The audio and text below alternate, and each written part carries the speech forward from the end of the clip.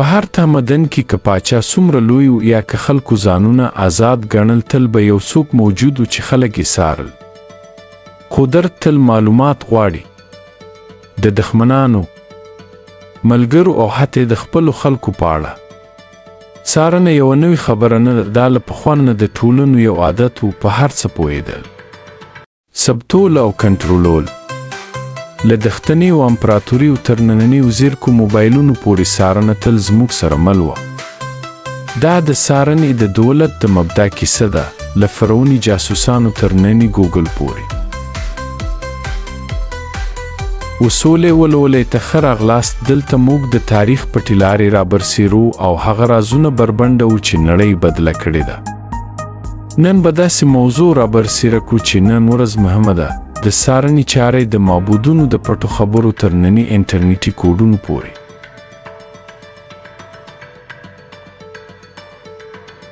په لرغوني مصر کې فرعونیانو ځانونه خدایان ګڼل، خو حتی دوی هم جاسوسانو ته اړتیا لرله. پر ډبرو لیکل شوي نښې ښیي چې مجای نومي کسانو به د قبرونو ساتنه کوله، کارکوونکي یې څارل او هره بې نظمي به یې راپوروله. د مابد لیکوالان چې آرام ناستو او کتانې جامې اغوستې وي، نه یوازې د غنمو او غواو شمېر به یې لیکه، بلکې د خلکو ترمنځ خبرې شخړې او اوازې به یې هم ثبتولې.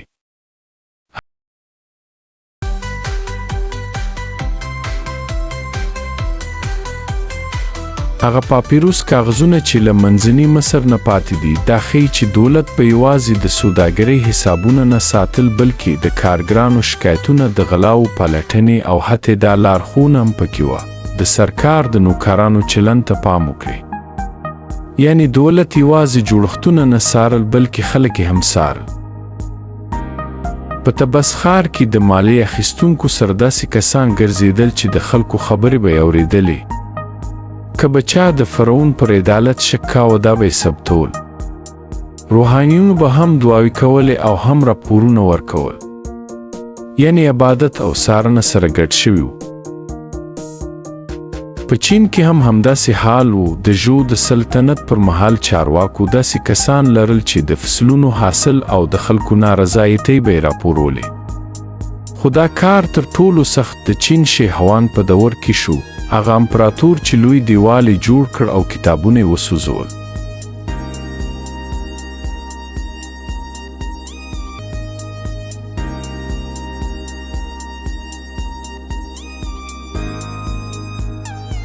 هغه باور درلود چې دولت باید ډیر هوښیار وي او خلک باید یو بل وڅاري.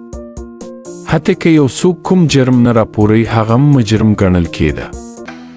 که د کور یوه غلطي و، ټوله کورنۍ ته به سزا ورکول کېده.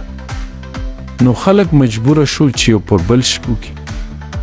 دا څارنه د دولت یوه برخه شو. اسناد ښیي چې حتی په بازارونو کې هم غوږونه موجود وو، د دولت جاسوسان چې ځانونه به یې د کب پلورونکو لیکوالانو یا مسافرو په توګه ښکارول. حتی یو پلار که به د امپراتور د فرمانونو په اړه ټوکه وکړه، زوی ښایي ورباندې راپور ورکړی وی. د دروازو پر سر به د اژدهاو او زمریو مجسمې جوړې وي. دا یوازې د آسماني ویرې لپاره نه وي، بلکې د هغو څارونکو لپاره وي چې د دیوالونو تر شا ناست وو. په هند کې څو پیړۍ مخکې له مسیح نه د مورې امپراتورۍ واک د یوه سخت کتاب له مخې روان و، ارتاشاستره چې چانکې ته منسوب دی. دا کتاب یوازې سیاسي نظریه نه و، بلکې د څارنې یو بشپړ لارښود و. پکې لیکلي دي بادشاه باید پټ جاسوسان ځای پر ځای کړي، د عامه ښځو په کورونو، مابهدونو او ځنګلونو کې. یعنی د ټولنې هیڅ ګوټ د بادشاه له لاسه نه خلاص. دا جاسوسان به داسې روزل کېدل چې ځانونه به یې راهب، سوداګر، مزدور یا حتی اشکان معرفي کول. د دوی دنده دا وه چې د خلکو او وزیرانو چلند، حالات او خوځښتونه راپور کړي. یو ځای لیکل شوي دي چې باید ماشومان د جاسوسۍ لپاره وکارول شي ترڅو د ښوونکو اخلاق وازمایي. د انسان اصلي خوی هغه وخت ښکاري چې یوازې وي. په ښکاره دا نظام د نظم او دیني دندې په ژبه بیانېده، خو د سرو زرو تختونو تر شا او د خوشبویو ډک تالارونو تر پردې لاندې دا ویره وه. چوپه منظمه او پیاوړې ویره چې د امپراتورۍ جوړښت یې ساتلی و، جاسوسي کومه غلطي نه وه، دا خپله د دولت تګلاره وه. دا د تل لپاره وه. د روم امپراتورۍ که څه هم د توګه جامو او مرمرو ښارونو سره ښکاري، هم له دې اړتیا غافله نه وه چې خپل خلک باید وساري. کله چې د دوی سړکونه له بریتانیا تر سوریا غځېدل او سرتیرو به د روم قانون لیرې سیمو ته رسوه، نو یو بل غلی ځواک هم پیاوړی کېده، فرومنتاري نومي جاسوسان. دا کسان په ظاهره د غنمو مامورین او قاصدان وه، خو اصلاً د امپراتور پټې سترګې وې. دوی به د ټولې امپراتورۍ په اوږدو کې کار کاوه، بغاوتونه به یې راپورول، لیکونه به یې نیول او د خیانت شکمنې خبرې به یې څېړلې. هیڅ والی، سناتور یا جنرال له دوی خلاص نه و. حتی هغه کسان چې د قیصر پر وړاندې به ټیټېدل پوهېدل چې یوازې وفاداري بسنه نه کوي، ته باید داسې وښي لکه ته چې وفادار یې، ځکه چې پټې سترګې دې ګوري. تاریخ پوهان وایي چې دا جاسوسانو به ځانونه د سوداګرو یا قاصدانو په بڼه وړاندې کول، بندرونو، معبدونو او میخانو ته به یې سر ورښکاره کوي. د دوی راپورونه به په سخت لاتیني خط لیکل کېدل او دا پټ تاریخ به د امپراتورۍ پلازمینې د پالاتین غونډۍ ته استول کېده. دا تاریخ په ډبرو نه کیندل کېده، بلکې په مهر شویو کاغذونو کې پټ پاتې و. وخت په تیریدو سره د دې جاسوسانو واک دومره زیات شو چې ان امپراتوران هم د خپلو جاسوسانو بیریدل. په ختیځ کې لومړنیو اسلامي خلافتونو هم د څارنې خپل ځانګړی سیستم جوړ کړ. د برید په نوم د امویانو عباسیانو د دولت پوسټي سیستم یوازې د لیکونو د لیږلو لپاره نه و، بلکې د خبرونو د راټولولو لپاره هم و. د هر پوسټ مرکز مشر به نه یوازې پیغامونه لیږل، بلکې د والیانو، سرتیرو او ښارونو د مشرانو چلند به یې هم راپوروه. په بغداد کې که خلیفه د ورېښمنو جامو لاندې په آرام ناست و او د ګلابو اوبه یې څښلې، د برید له لارې به دا هم ور معلومه وه چې یو قاضي عدالت ځنډولی یا د بازار مفتش رشوت اخیستی دی. معلوماتو تر بغاوت مخکې حرکت کاوه او همدا خبرې امپراتورۍ کنټرول ساتله. په جوماتونو او بازارونو کې یو بل کس هم د خلکو ژوند څاره، هغه محتسب. دا سړی له دیني اړخه د خلکو د اخلاقو څارونکی و، خو وروسته د قانون عملي کوونکي رول هم واخیست.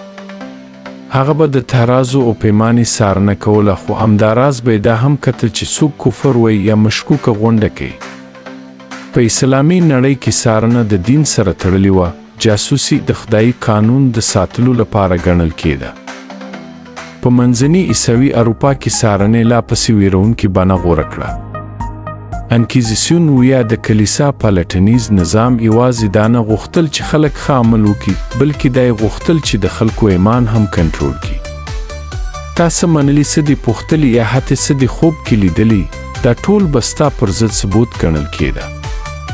تورن کسان به ګاونډیانو، سیالانو یا حتی ناڅرګند لیکونو تورنول چې له کلیسا سره به یې د اوسپنې بکسونو ته اچول.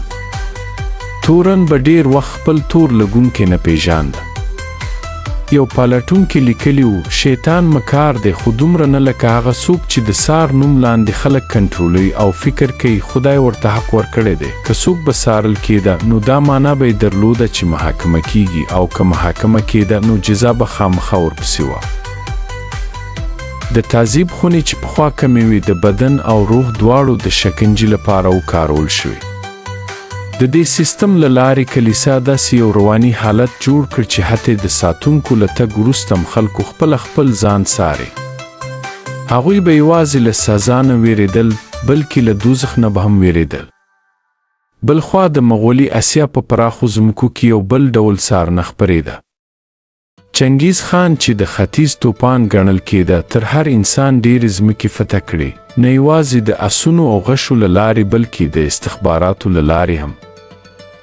مخکې له دې چې پوز ورسیږي، د هغه څارونکي به مخ ته تللي وو، سیندونه به یې اندازه کول، د څارو شمېر به یې لیکه او د خلکو شکایتونه به یې اورېدل. بریا له جنګه نه، بلکې له معلوماتو پیلېده. مغولانو د یام په نوم یو پوسټ او استخباراتي نظام جوړ کړی و چې د استوګنځایونو شبکه یې له آرام سمندر تر دانوب سیند پورې غځولې وه. قاصدانو به پر اسونو ځغاستل او معلومات په ورېښمو کې بند کاغذونو کې وړل. دا یوازې مېړانه نه وه چې دنیا یې ونیوله، دا پوهه وه چې قوت باید کله او چیرته وکارول شي. په عثماني امپراتورۍ کې سلطان د بېلابېلو قومونو او دینونو پر یوه ګډ نظام واک چلاوي: ترک، عرب، یونانیان، ارمنیان، یهودان او سلاوان. د دې پراخې امپراتورۍ د یو ځای ساتلو کیلي دا وه چې خلک واورېدل شي. حوفیه نومې پټ پولیس به نه یوازې سیاسي مخالفین څارل، بلکې شاعرانو، علماو او امامانو ته هم کتل کېده، ځکه چې یوه شعري مصره یا یوه خطبه به کله ناکله د بغاوت سبب کېده. له بازارونو، حمامونو او کوڅو نه به راپورونه استانبول ته رسېدل. که چا په یوه قهوه خانه کې کوم مشکوک شعر ووایه یا یوه خطبه له اعدال ته زیات بحث وکړ، ممکن څېړنه پرې پیل شي. حتی په هغو وختونو کې چې کلتور غوړېده، څارنه نږدې وه. د 18مې پېړۍ په اصفهان کې صفویان د خپلو باغونو، کاشیو او فلسفې له کبله مشهوره وو، خو د ګنبدو او منارو تر شا د شاه ادارې، د اشرافو کورنۍ، د سوداګرو مالونه او بهرني میلمانه په دقت ثبتول. دولت دا باور درلود چې ښکلا باید وساتل شي او نظم باید وڅارل شي.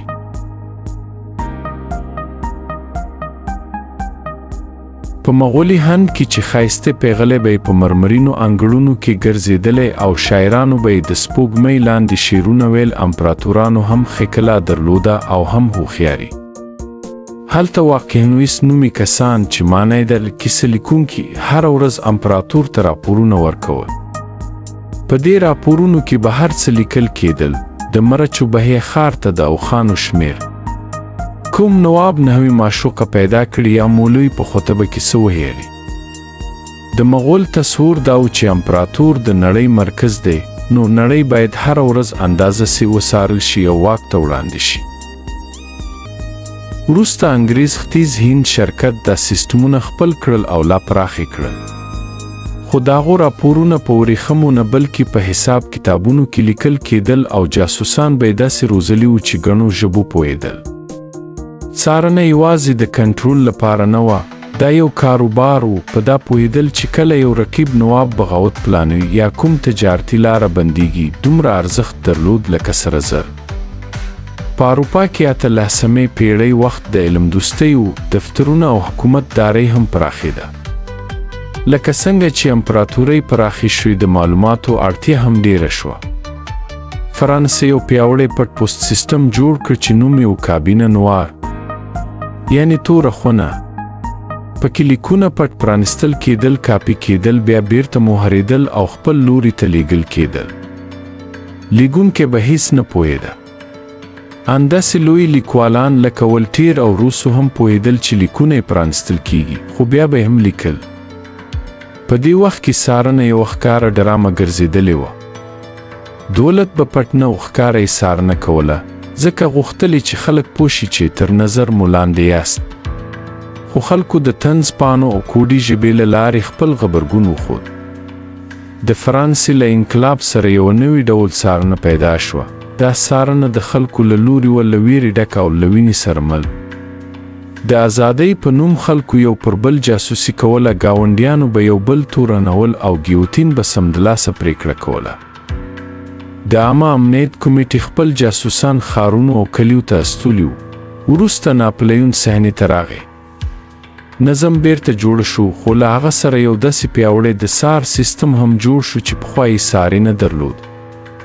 جوزف فوشي د ناپلیون د پولیسو وزیر د جاسوسانو، سانسورچیانو او دوه مخو اجنټانو یو پراخه شبکه جوړه کړه.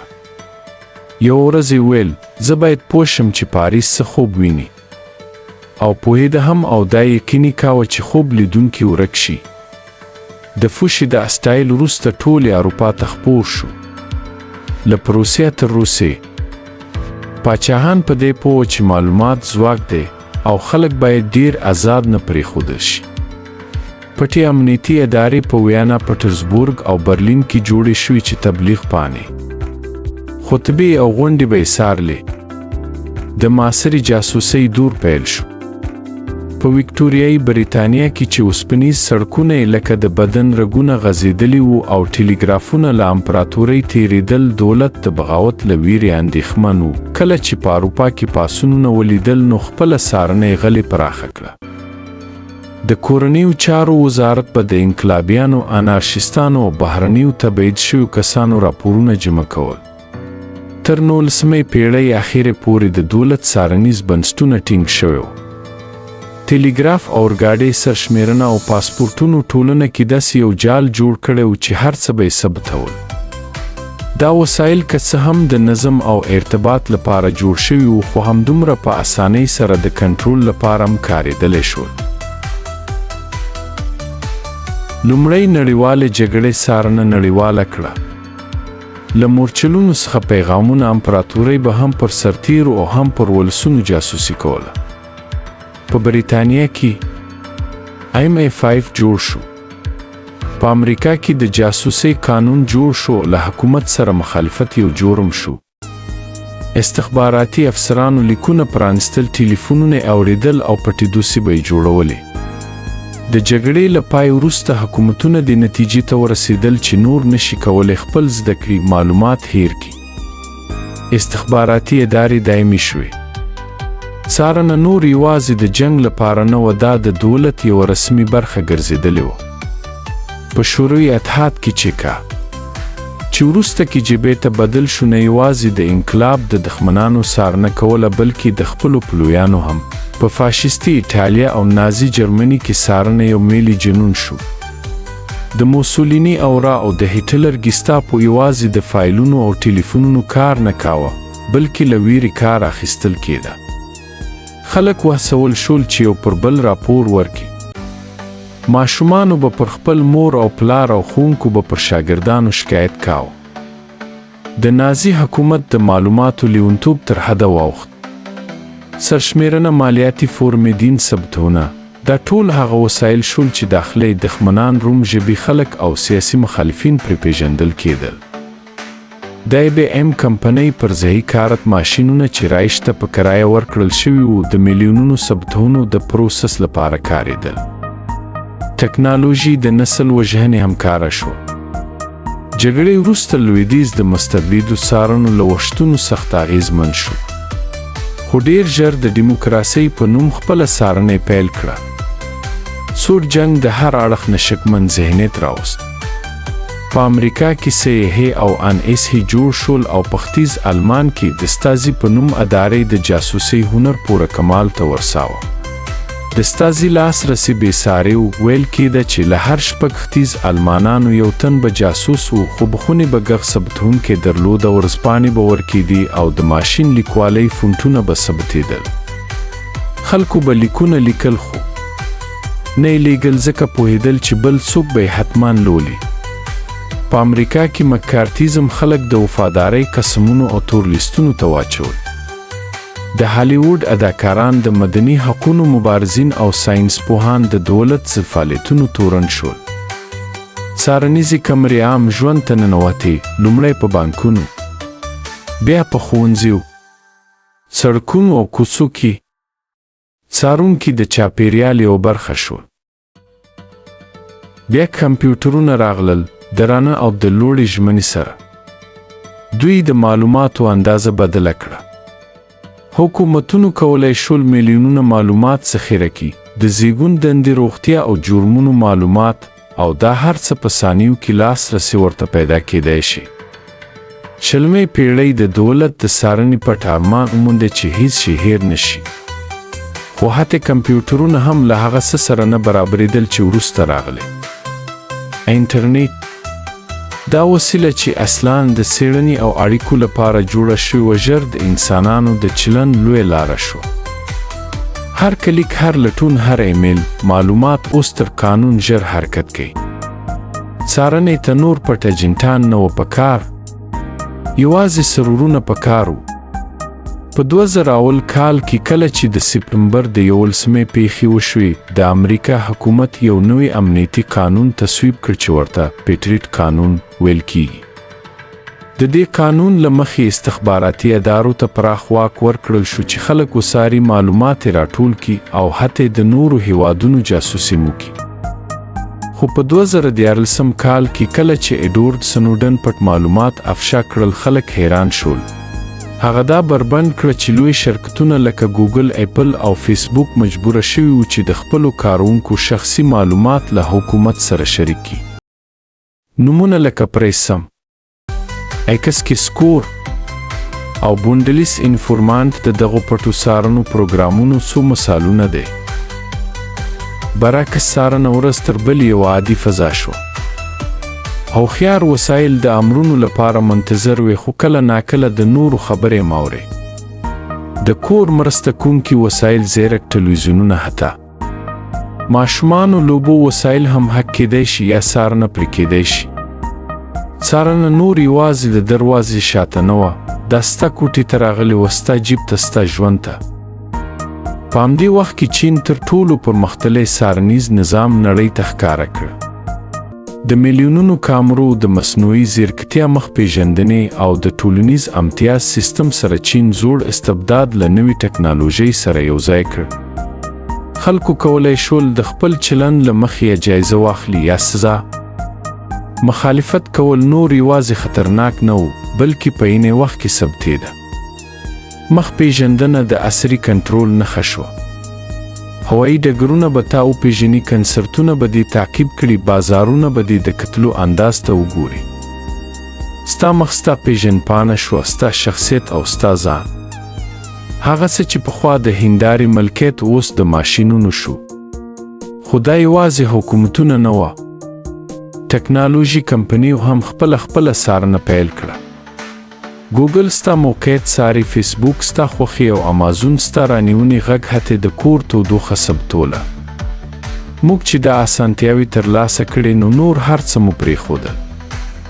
معلومات د نړۍ تر ټولو ارزښتناکه سرچینه شوه. نور تیل یا سره زر نه، بلکې ستا کلیکونه، ستا احساسات، ستا وخت. بشپړ اقتصادونه د پام راړولو او وړاندوینې پر بنسټ جوړ شول. الګوریتمونه ستا له دوستانو ته ښه پېژنې. بیا د کورونه اوبه راغله. د ویرې پر مهال حکومتونو د اړیکو تعقیب اپلیکیشنونه، د تودوخې معلومونکي او کرنټین ډرونونه معرفي کړل. ویل کېدل دا د امنیت لپاره دي، خو دا سیستمونه پاتې شو. بیړنی حالت تیر شو، خو څارنه پاتې وه. څنګه چې څارنه عادي شو، مقاومت هم پیدا شو. پټو معلوماتو بربند کوونکو، د محرمیت ملاتړ کوونکي او د ډیجیټلي حقونو ډلې راپورته شوې. نحوي اپلیکیشنونو د محرمیت ژمنه وکړه. قوانین بحث ته وړاندې شو. په ځینو ځایونو کې څارنه بیخي ډیره ده. مور او پلار د اپلیکیشنونو له لارې خپل ماشومان څاري. کارمالکان د کارکوونکو سکرینونه او حتی تشناب ته تلو وخت هم ثبتوي. اړیکې د شک او څارنې له امله خرابې شوې. د اندېښنې او کنټرول ترمنځ کرښه ورو ورو په یو لیونتوب بدله شوه. د دې ټولو په سر کې مصنوعي ځیرکتیا ولاړه ده، یوه داسې ټکنالوژي چې یوازې معلومات نه ذخیره کوي، بلکې پوهیږي پرې.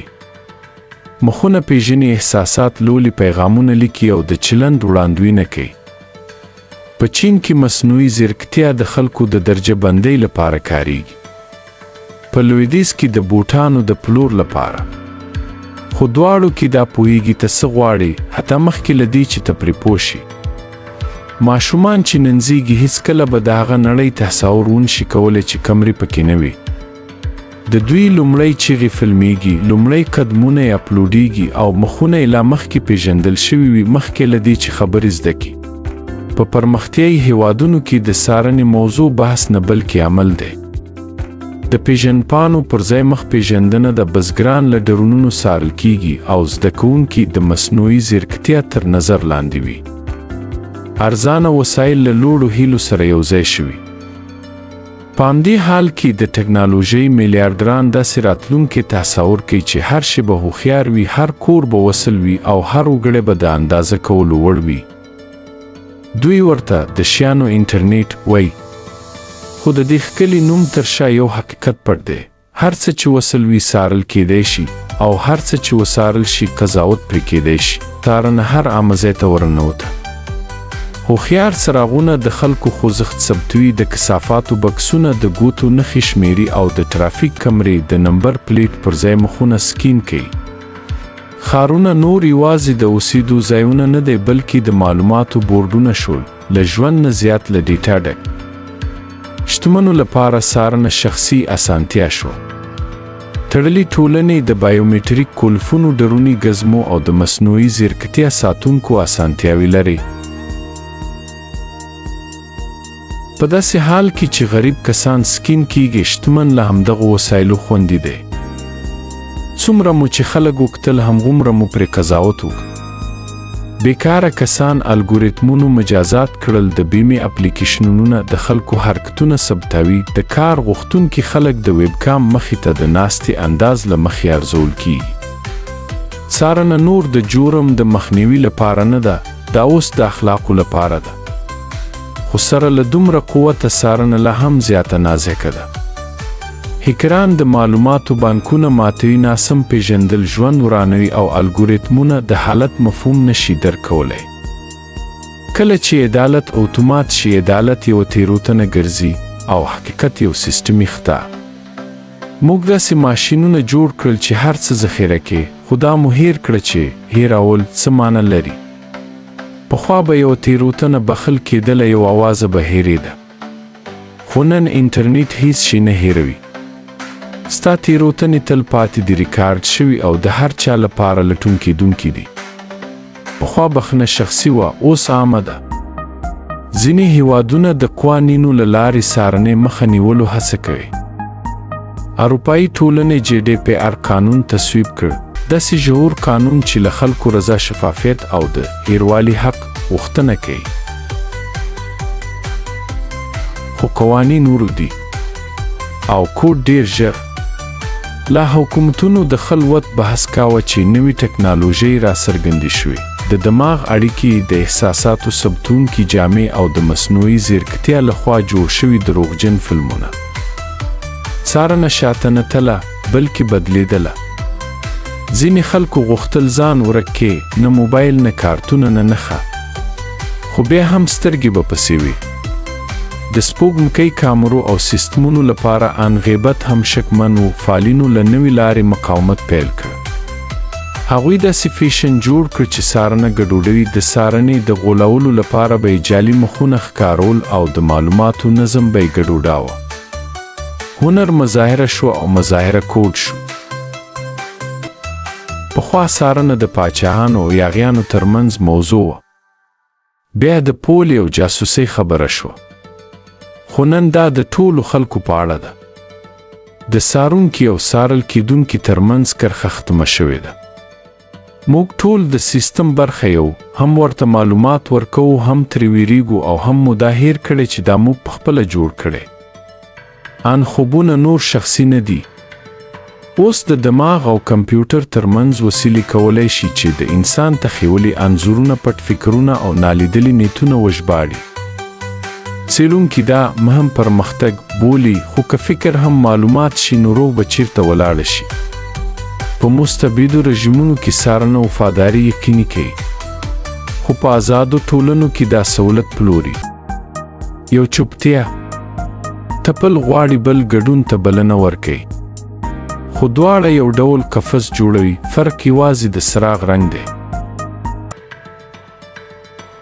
لکه د دامان د هوسۍ افسانه، موږ یو داسې شبکه جوړه کړه چې ډیره پراخه، یو داسې ژبه چې ډیره پیچلې او یو داسې نظام چې کنټرولېدل یې سخت دي. څارنه نور یوازې یو وسیله نه ده، دا اوس خپله د ټولې نړۍ جوړښت دی. خو تاریخ پیشبیني نه ده. همدا انسانان چې د مصر اهرامونه، امپراتوري او زندانونه یې جوړ کړل. هغوی قانونونه هم ولیکل، انقلابونه یې راوستل او دیوالونه یې ړنګ کړل. څارنه مقدر نه ده، دا یوه پرېکړه ده چې هره ورځ یو ځای په خاموشۍ سره کیږي. موږ اوس د خلاصې سترګې په زمانه کې ژوند کوو، چیرته چې سیوري کوډ لري، غږونه نښې پرېږدي او ان چوپتیا خبرې کوي. خو تاریخ موږ ته دا ښودلی، واک به نور خلک څارل، اوس موږ څارل کیږو. نو پوښتنه دا ده ایا موږ کله واک غوښتی؟ راتلونکی به ستا اجازه ونه غواړي، دا به یې فرض وبولي. هوښیار ښارونه، وسل موټرونه، اغوستل کیدونکي وسایل، بایومټریک پېژندپاڼې، دا ټول د څارنې پر بنسټ جوړ شوي دي. د اګزیټ تڼۍ که موجوده هم وي هر کال لاوړه کیږي. د نوي نسل لپاره څارنه ویره نه ده، دا د ژوند یوه عادي برخه ده. دوی داسې نړۍ کې لویږي چې وسایل خبرې کوي، کامرې لاسونه خوځوي او اپلیکیشنونه د خوب څارنه کوي. دا شیطاني نه ښکاري، دا عادي ښکاري. لیکوالان او هنرمندانو له ډېر پخوا دا نړۍ تصور کړې وه. اورویل موږ ته په 1940 کې خبرداری راکړې موږ به د څارنې لپاره مجبوره نه شو، موږ به یې پخپله وغواړو. څارنه د زنځیرونو له لارې نه ده خپره شوې، دا د اسانتیا له لارې خپره شوې. موږ چټکتیا، امنیت، ځانګړتیا او حافظه غوښتله. موږ محرمیت یا شخصي ژوند د مجبوري ته د لاسه نه دی ورکړی، بلکې موږ ستړي وو. خو کیسه لا نه ده ختمه. هر نسل د امنیت او ازادۍ ترمنځ کرښه له سره رسموي. څه چې موږ نن منو ښایي زموږ ماشومان یې رد کړي. څه چې موږ ویروي کیدای شي هغوی پرې وویاړي. د څارنې دنیا یو ثابت نظام نه دی، دا له موږ سره بدلیږي. ټکنالوژي شرکتونو موږ ته دا ژمنه راکړې وه چې یو بل به سره وصل کړي. دوی دا کار وکړ، خو له ځان سره یې کامرې، تعقیب کوونکي او الګوریتمونه هم راوستل. د وصل قیمت څارنه وه. او کله چې موږ پوه شو نو په دواړو روږد شوي وو. پخوا به مو کیسې په ګرمو ماښامونو کې شاوخوا شریکولې. اوس هر څه شریکوو، سمدلاسه، هر وخت او په ښکاره توګه. ځینې وایي راتلونکی قدم څارنه زموږ بدن ته ځي. بایومټریک پاسپورټونه، د احساساتو پېژندنه او د جینیټیک پېژندنې سیستمونه.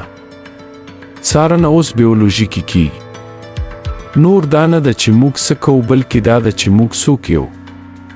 مقاومت یوازې مظاهره نه ده، دا انکار هم دی، د ډیر شریکولو انکار، د اتومات تازه کېدو انکار او د هر وخت وصل پاتې کېدو انکار. په داسې نړۍ کې چې په کتلو روږده شوې د سکون غوره کول پخپله یو انقلاب دی. خو بیا هم څارنه مخ پر زیاتېدو ده. خاموشه، کوچنۍ او هوښیاره. دا اوس د لینزونو، تارونو او دوړو ترمنځ ورکیږي.